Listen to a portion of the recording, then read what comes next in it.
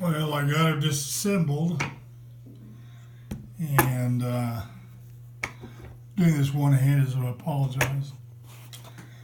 But as you can see, the barrel is pretty badly pitted, and that's too bad. The barrel is in great shape, but that pitting up in here,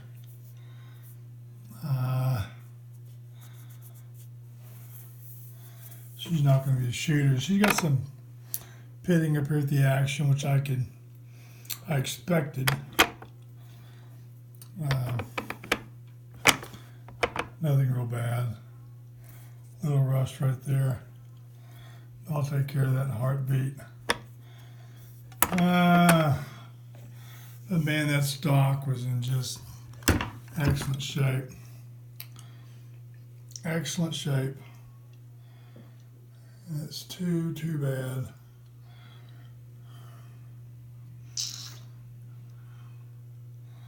So, this, my friends, will become a wall hanger. And it's all original.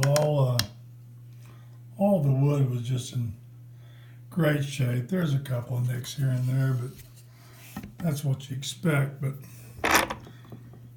you know, when you're messing with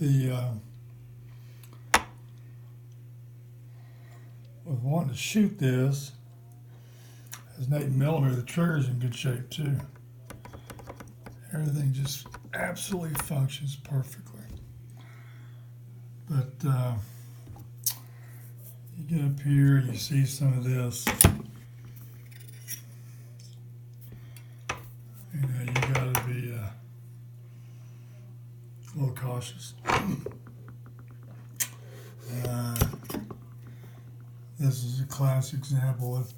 If all these guns, unless they've been just laying cosmoline, if you look over here, there's no maker's mark of where it was transferred to Germany or anything like this. So this is straight from, you know, the Turkish manufacturer.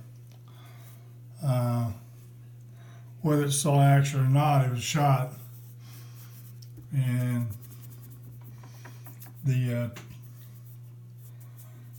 fortunately, I won't be able to shoot this. I could, but then, you know, I risk blowing it up, I think. So, and the crown's in excellent condition. So what I'm going to do is I'm not going to do much to the stock other than just oil it up real good.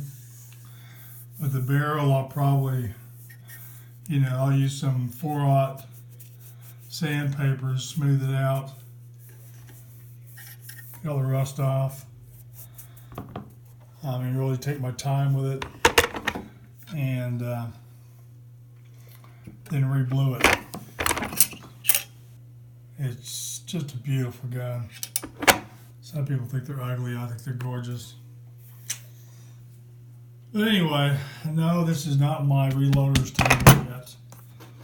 My custom-made one has not come in. But God, it stocks in just such good shape. Thought even nickel plating it. This is all steel. I mean, it ain't cheap stuff. Well, okay. That's it.